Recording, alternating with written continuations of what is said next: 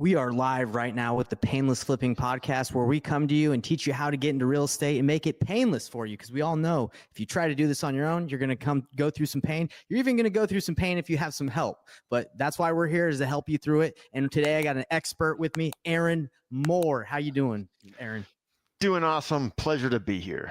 Oh man, I'm glad to have you on here. You are the first Canadian investor, wholesaler, fix and flipper that I've had on here that specializes in doing that part of the business, right? Isn't that, would you say that's what you specialize in, is flipping, wholesaling, doing all that? That's what we do. Yeah. Number one is wholesaling. Yeah. Done plenty of flips, own rental properties, done some creative deals, but all here in Canada. Do you ever want to dabble in America? Are you just, hey, I'm in Canada, that's what I'm doing? It would be to just diversify, but it certainly is not the priority. No, it wouldn't be the focus. You know, I've found just from talking to a couple of the Canadian investors that I know, they don't really know about wholesaling. Is that true, or is that just who I've ran into? Probably just who you ran into. It's more prominent in the U.S. I remember going to a seminar in the U.S. before, looking at my hotel window and seeing the "We Buy Ugly Houses" billboards. Well, you don't see much of that in Canada, right? So it's on a different level, like the marketing, the advertising. It's a different level of competition in different markets in the U.S.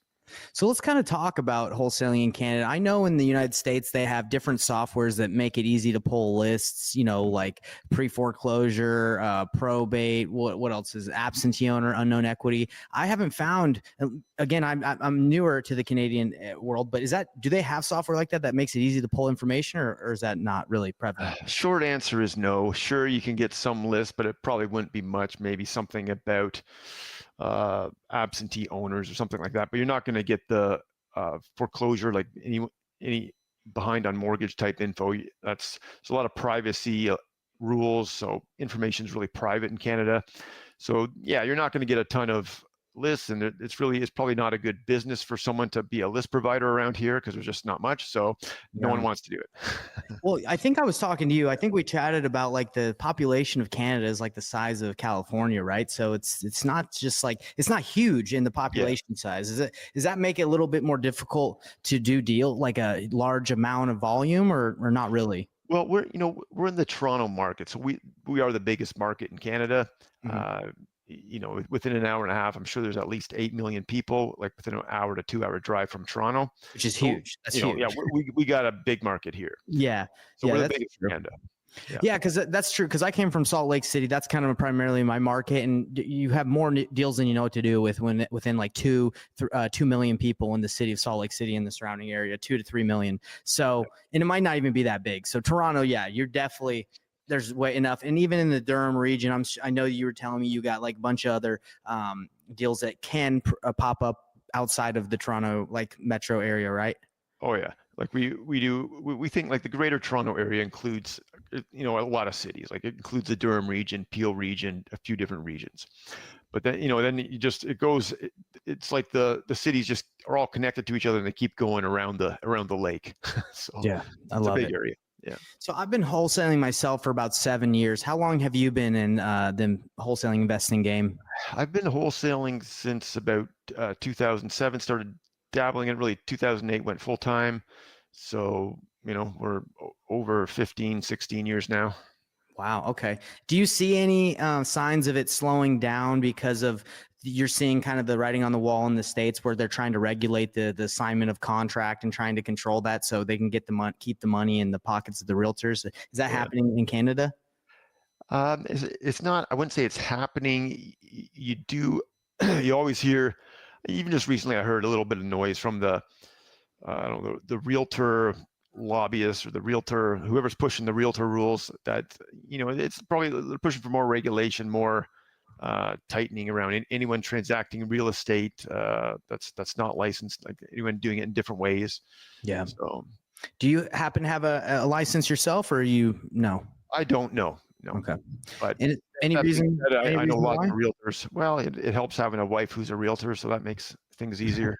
Right. But any reason why? Because I do not have one either. I have decided just to stay focused on that investing avenue and not to get distracted. Why have you not decided to get a license? For me, I just very little interested in the the realtor side of things, it's just I would not be actively being a realtor, helping others buy and sell properties. Mm-hmm. And there's a bit of a maybe a conflict sometimes. A lot of times when I've been talking with private sellers over the years, they're asking me questions like, are you a realtor? Are you just coming to like list my house? Can I do the bait and switch? Gotcha.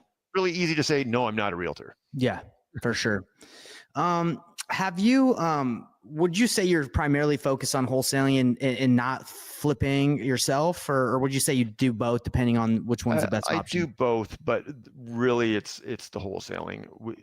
We are the backup buyer. We go firm on a lot of deals. We're willing to buy them. And a lot of those ones, like we just, I went last week. If you asked me on Friday about a property, I went firm on it last week. I thought I was going to flip it. Then I ended up wholesaling it on Monday. Right. So it's a good feeling, I bet. Right. You're like, I might take that on. And you're like, it wasn't a huge, I was just a backup buyer on it because it wasn't a big profit flip or anything. Mm-hmm. But if I can wholesale it to an investor who, really likes that market or likes that type of property, rather than me flipping it, hey, have at it. Right. So it's, I don't need another flip project. Yeah.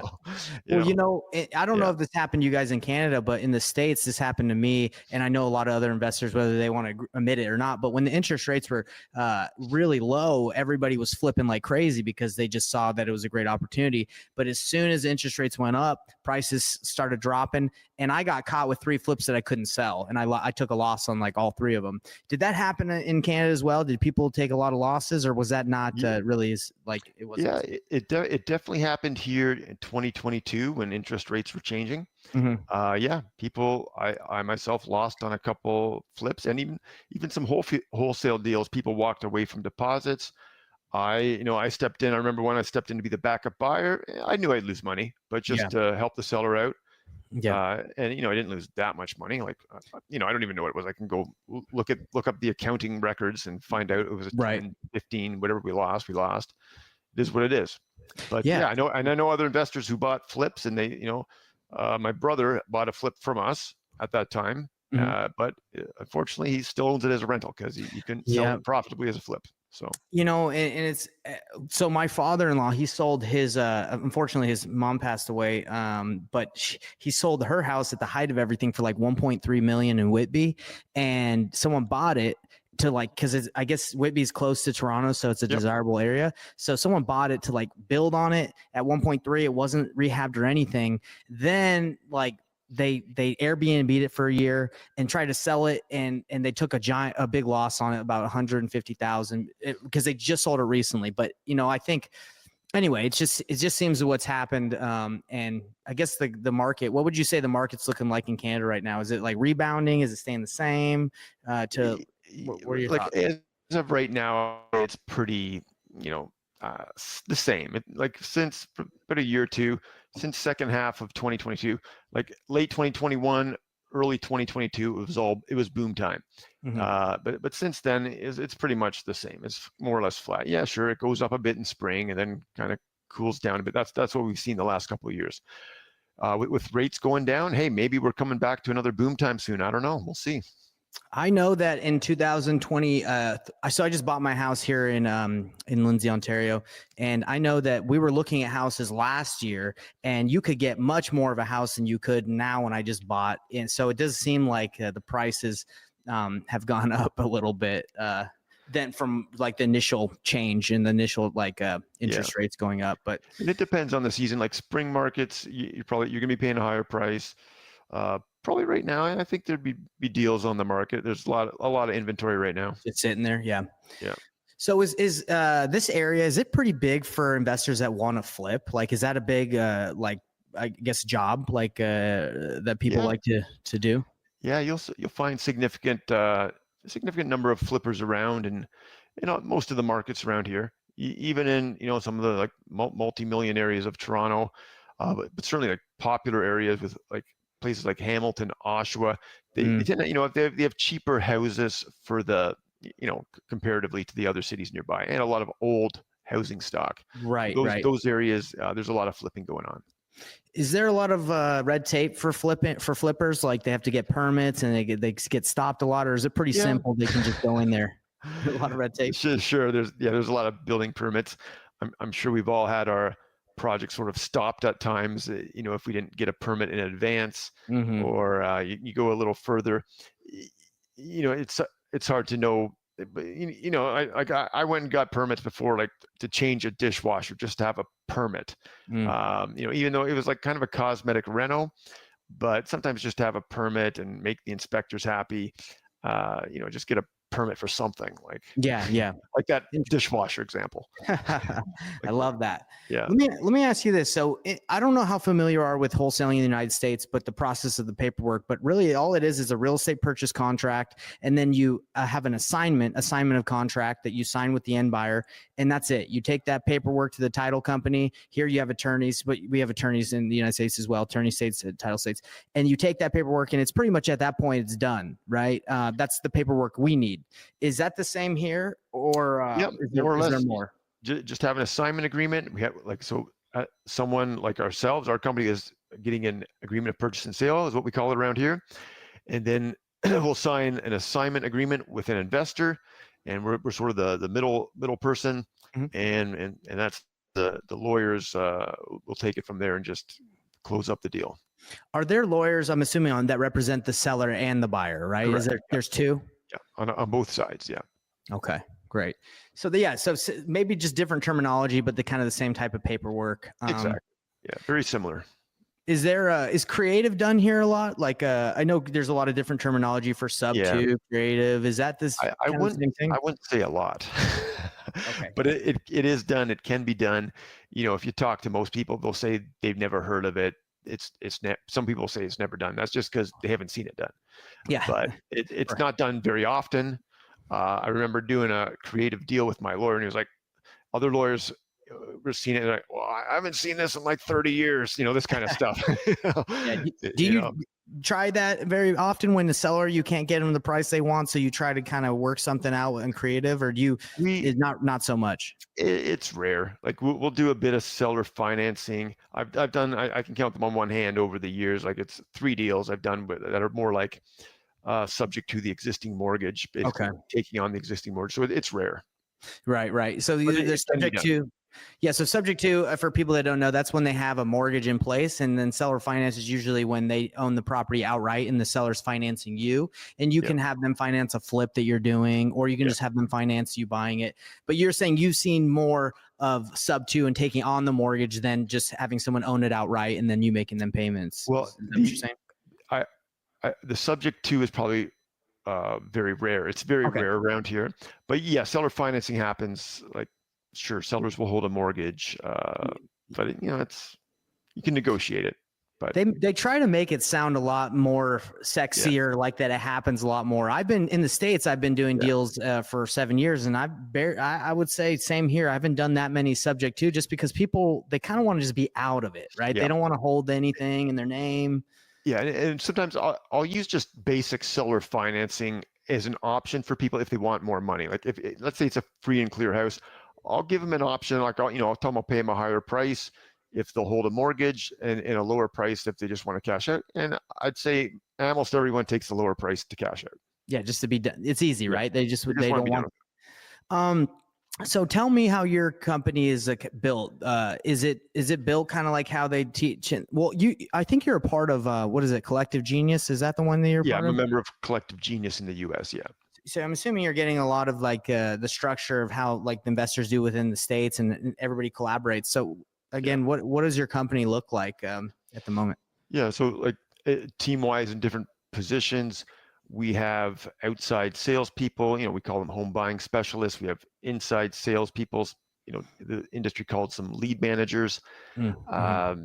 We've got a transaction coordinator. We got one and a part-time person doing disposition, so basically selling our deals to investors. Right. And then there's also more admin and management type roles as well. I love it. Okay. Yeah. Do you leverage a lot of virtual assistants, or not so much? We've got 4, I believe, right now, and all from the Philippines. Wonderful ladies from the Philippines helping us out with different Gotta things. Love the Filipino VAs. Yeah, great. What do they do for you? It's quite the variety of things, but admin stuff. ton of admin. It's not, sure, I got some property management happening with the VAs. They do some comps and, basic analysis. They do a lot of, putting together some of the routine marketing, like putting together web pages, email blasts, things like that. They'll help out, just coordinating everything and doing the tech side of anything. Love IT, it. help with IT. Yeah. They say if it can be done on a laptop, it can be delegated. And True. And I think that's true, but at the same time, I spend all day on my laptop, so I don't know. Maybe I need to delegate some more, right? Yeah, there's a lot of things to do on the laptop. Yeah, still, like marketing, sales, we're doing all that local. I love it. So I'm curious, the big Achilles heel that I've found when I wholesaled and had a bigger company, and right now I'm pretty small, was the cost of marketing. Marketing is very expensive, especially pay-per-click. Really, whatever you do, it can get very expensive. How is that? How is that in Canada? Is marketing like a big cost, or kind of tell me where that's at for you? It's definitely a big cost. We spend a lot on, pay-per-click, different ads. We're doing a mailing right now, which, costs quite a few thousands of dollars. Mm-hmm. It all costs money. Of course. And we just got to make sure we're converting those leads. Yeah. Turn them into dollars. If the sales teams, if we're not handling leads well, then, we've had those, it's not like, it's not like our business just keeps going up like this always. It's like, up and a bit down, up and down. It's like, it's kind of like this, right? And just like several months ago, I was like, we're not handling leads well. Yeah. A lot of people calling saying, I called a few days ago, but I didn't get a call back. And I'm like, okay, what's going on here? Why are all these slipping through the cracks? So, wow, you had tighten up the ship a lot. The fact that a seller called and said, I didn't get a call back, that's amazing. Because for me, like, if you're not on top of your leads, you say goodbye, right? Because someone else is snatching it up. So that's. Have you found that there's a lot of, when you pay for pay-per-click or mail, like there's 5 or 6 other people also trying, like, that the seller's saying, hey, I got multiple offers on the table. Yeah. Okay. Around here, definitely pay-per-click. Mail, not so much. Mail's a bit different around here because it's not very targeted. Like in the US, you're targeting like people behind on their mortgage, people behind on their taxes. Here, what I'm doing is it's like blanketing neighborhoods we kind of want to buy. And so it's like everyone's getting our cheap letter. Everyone gets a mailer. You get a mailer. You get a mailer. So with mail, the leads we're getting, they're not, the majority aren't kind of maybe not highly motivated yet, or they're not like maybe ready to sell quite yet. Some are, sure. Y'all like it's of course like, you get some, yes, but the average one isn't there yet, and probably not many other people have mailed them because we're just we're just blanketing. So. And I would honestly say that's the biggest skill set that is required in wholesaling and doing that model of the blanket. Is like you have to be good at taking the seller through the process to get to when they're ready, right? Because not everybody's ready. Like, hey, give me an offer. I'm ready to sign now. So if you're not able to do that, you got to learn that skill set. Yeah, if you don't have a decent like sales system, which it's either you or your sales team and someone doing the follow-up and keeping track of everything, you're gonna just waste your marketing dollars. Yeah, which is the toughest thing because to swallow. Yeah, I'm trying to. We did a mailer in Q1 this year, and we didn't get any deals from that until Q2. So and I talked with the team like at the end of I want to say let's pretend we did it like middle of the quarter in February.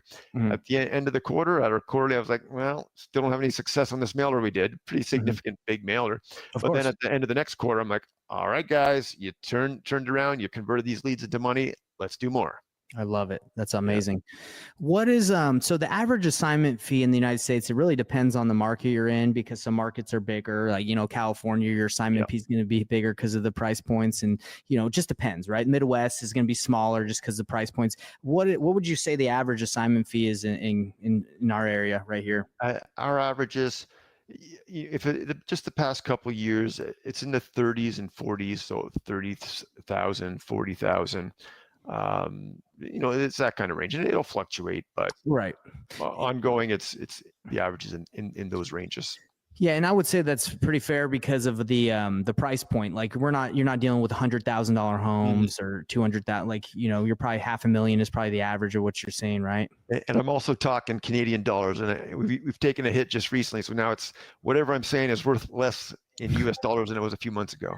which is good for me because I make not for everybody, but I still make the American dollars and transfer, but they still try to take quite a big portion for the transferring it over, right? Yeah. So let me ask you this: so when we find buyers for deals in the United States, we a lot of the times they teach to build a buyers list and email and then nurture the people on there. Is that the same process here? You guys just cultivate a buyers list and email deals out, or is there something else that you guys do here?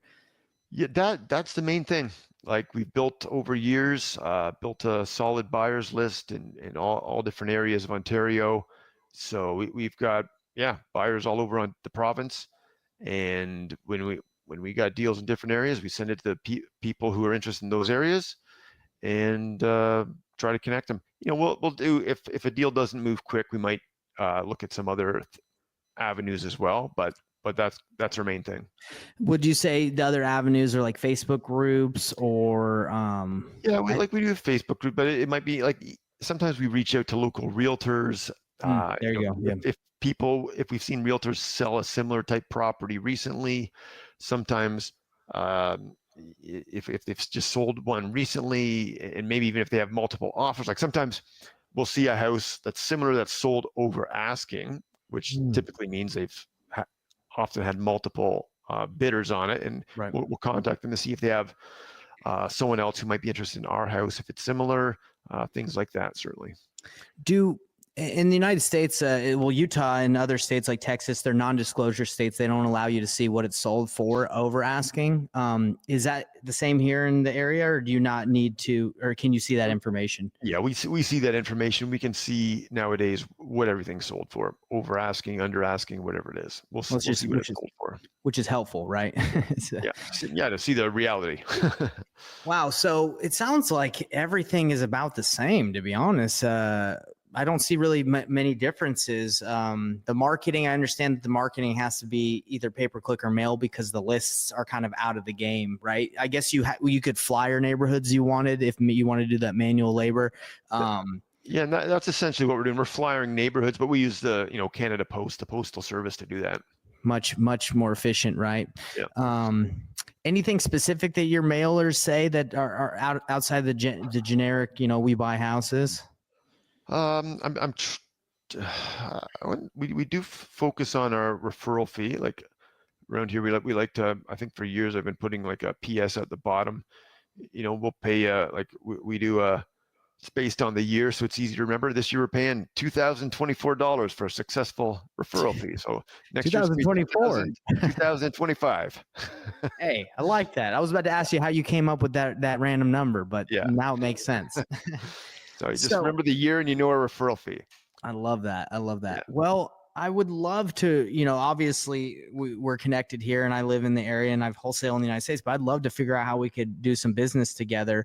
Even help out if I can. Do you ever do you try to meet with sellers in person, or do you do virtual, like even if they're like within 30-minute drive, you just deal with everything over the phone? How does that work? Do you go in person or not? We want to do in person as much as possible. Okay. Now, probably I'd say probably 30% of our appointments do end up being virtual because we get leads from all over the province. And then there's those situations maybe with tenants or, there's some reason why it doesn't make that much sense to go to the house. But we try to do in person as much as possible.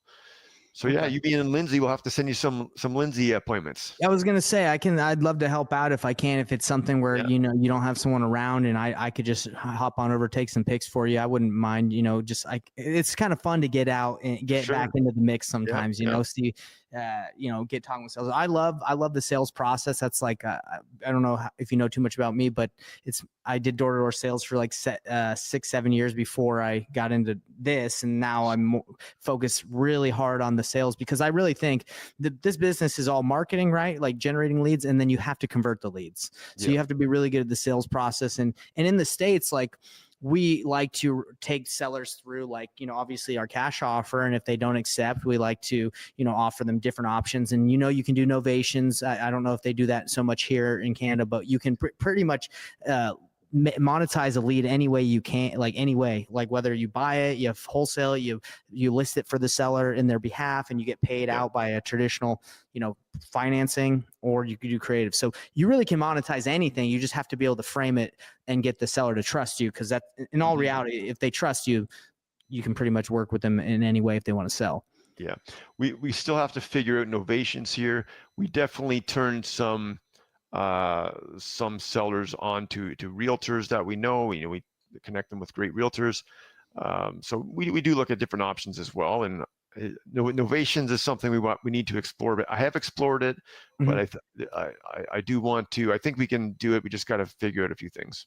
Yeah, I know. It's like the attorney in fact they call it, or they have the power of attorney, and it just allows you to list it and somehow get paid. I don't really understand. I'm not an attorney, but I'm sure it's can be done if you got the attorney that's willing to do it. Yeah, exactly. Right. Yeah. So I'm trying to think of anything else. This has been super helpful because I have been interested in kind of figuring out how I can, help you out, do some deals, or even figure out how this business works out in here. And it does seem very similar. I ran nationwide pay-per-click in the States for about 3 years, which, was good, but at the same time can create a lot of problems because you're getting deals from all over, and you have to run comps, and it's all new to you. But have you ever kind of wanted to dabble in like Alberta or different areas, or has it just always been, hey, let's just focus and stick with Toronto? We definitely want to dabble across Canada, but it's sort of at the right pace at the right time, like because we do get leads across Canada. Just kind of randomly through the internet. There's times, I've tried to refer to someone a lead in Saskatchewan. I can't find anyone in Saskatchewan because, it's not the biggest population, but it's hard to find someone like any wholesaler or even investor out that way quickly. It's not, so there's opportunity anyways. Yeah, of course. And I'm sure you've probably thought, like most of us, like, where's the least amount of competition so I can, just crush it out there. Yeah, there are areas in Canada that don't have much competition. Like part of it goes with the population as well. Right. Yeah. And that's the same. I would say that's the exact same in the States. If there's not a lot of competition, it's usually because it's not that good of an area. Yeah. Like not a lot of investor friendly, flippers in the area that would take on a property. But hard money is the same here, I'm assuming. Like they borrow the money to flip the properties. I'm sure most investors aren't just taking 800,000 or $500,000 and putting into one property. They're probably leveraging there's private lenders, different lending options, some institutional, some private individuals, things like that for sure. Okay. Yeah. Where do you see like if you could see one thing that one problem that needs to be solved in the ecosystem of what we do, where could it be? Could it be like better buyers? Could it be like the marketing could be better, like better salespeople? Like, do you know what I'm saying? Like if there's one issue, where is it that you see in the business that you wish you could solve it? Yeah.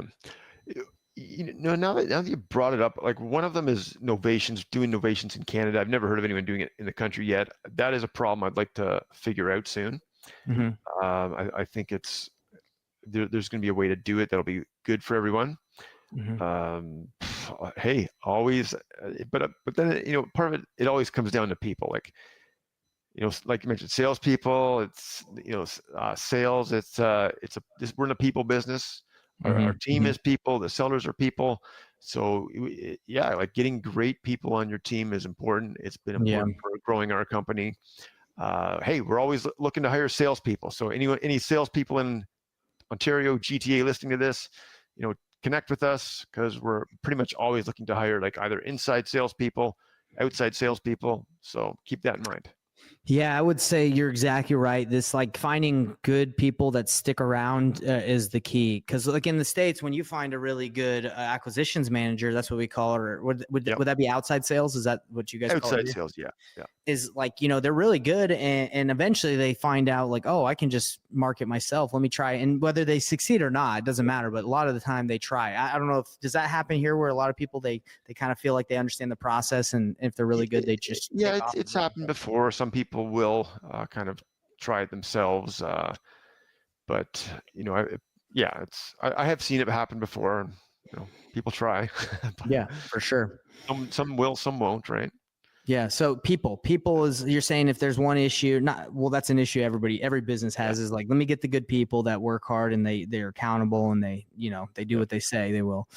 Well, that's amazing. Well, so for everybody that wants to get a hold of you to learn, if they have an investment property in Canada that they want to sell, right? Like something that they don't want to fix or flip themselves, you're saying they should go to GTA House Buyers. Is that .ca? Yeah, GTAHouseBuyers.ca. That's where sellers can go. Hey, even we're always looking to buy from investors. We'll buy a lot of rental property. So if people want to get rid of a portfolio of properties, or just if you got a headache tenant, we'll deal with a bad tenant situation. So we'll handle those. But investors, if people want to get access to our wholesale deals, they can go to a different website. It's housedealsgta.ca. GTA that's Greater Toronto Area. So, but we do all across Ontario. So if you're looking, for deals in Ontario, housedealsgta.ca. Not Grand Theft Auto. No, Greater Toronto Area. In our marketing on Google, sometimes we get like kids, like gamers searching for GTA and houses, and they come up to our site. Yeah, it's like, hey, if you guys can know how to sell, we'll hire you. Yeah. That's awesome. Yeah. Well, this has been really insightful. Again, I appreciate it. And I think there's one other question I had for you. Let me see if I can remember. It was not the marketing, not the dispositions. Do you go to any meetups around here that like you find very useful, or do you not so much go to like the RIAs or the events? The reality is I did more before COVID. I still go to Durham REI, the Durham group, occasionally. REIN, REIN, I've been a member for years. Pre-COVID, they used to have awesome local meetings, but now it's virtual. Those are the two main ones I've gone to over the years. Great. Have you ever thought like, let me see if I can start my own, or has that always kind of not been, want to do that? I guess we've talked, within our company about maybe doing a meetup for local investors, but it certainly hasn't risen up to the priority level. No. Yeah, a lot of being successful, I found, is staying focused. There's always things that sound good and maybe might work, but it's really important to stay locked in and just perfect the process that you want to focus on and be good at. Well, Aaron, is there anything else you want to let the audience know about wholesaling, whether they're in Canada, the United States? Any tips or advice that you want to give? Because most of the listeners that we have are getting into the business. Yeah. Well, sooner you get into real estate, the better. I got in seriously in my 20s. I'm in my 40s now, so it's been a while. But sooner you get in, the better. Get around real estate, wholesaling, buying rental properties, whatever it is, do it. Love it.